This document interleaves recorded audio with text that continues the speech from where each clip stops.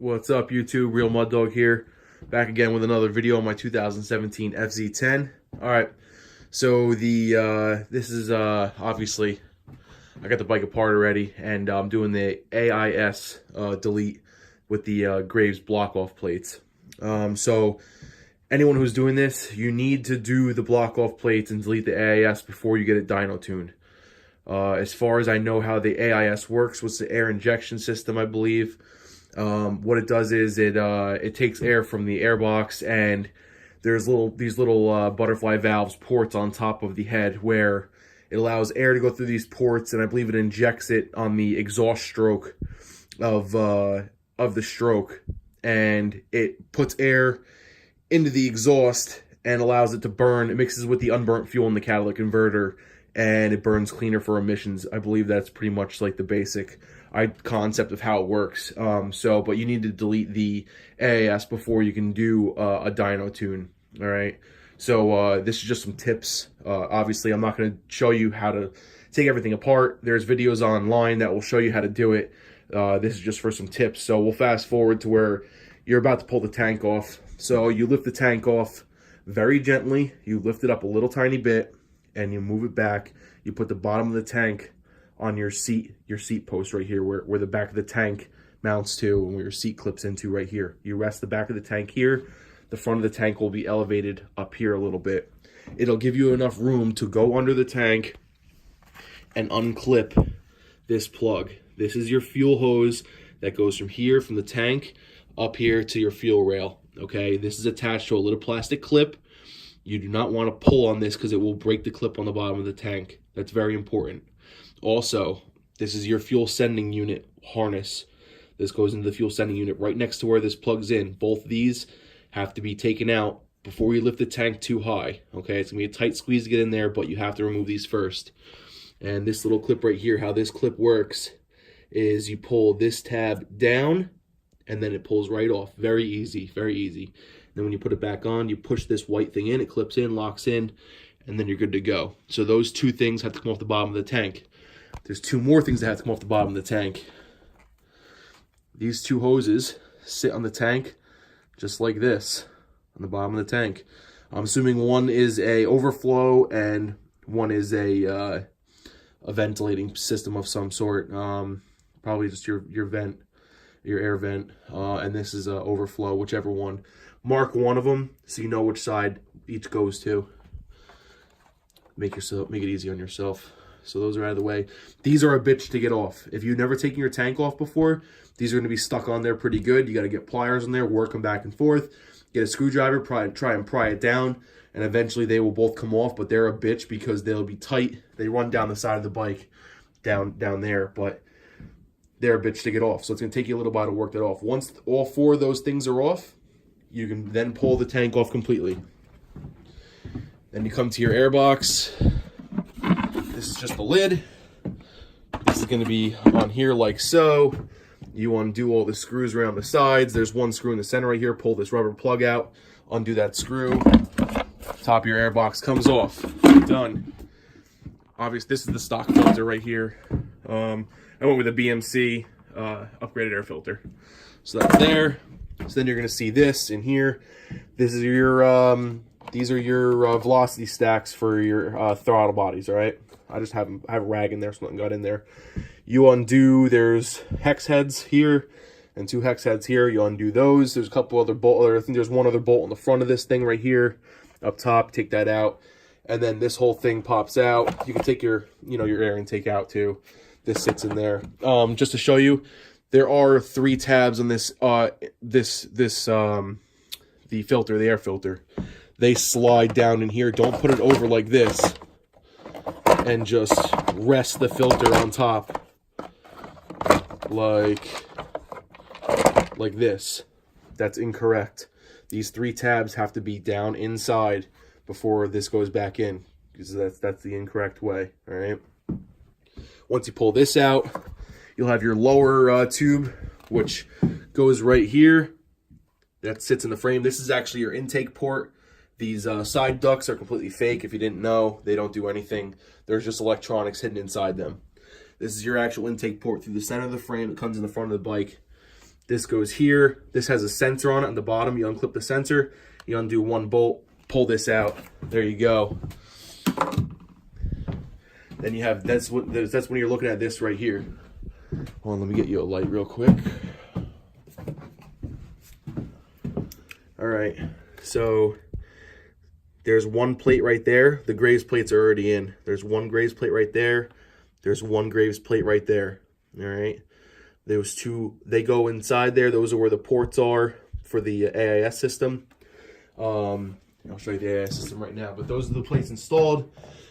Use the stock bolts that were in the header in the plates already. Make sure you Loctite those because you don't want them coming loose. So a little bit of Loctite. This is the air injection system. This is what it looks like if you've never seen it. These are the old plates that sit on those valves in there.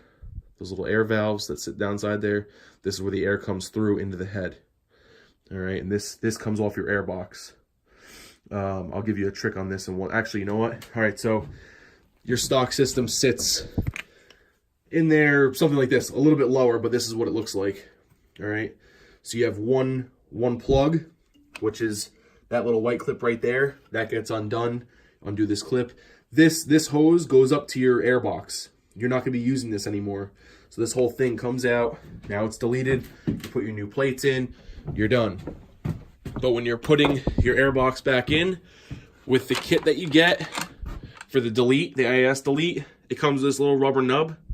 It's just a dummy hose. It's sealed off.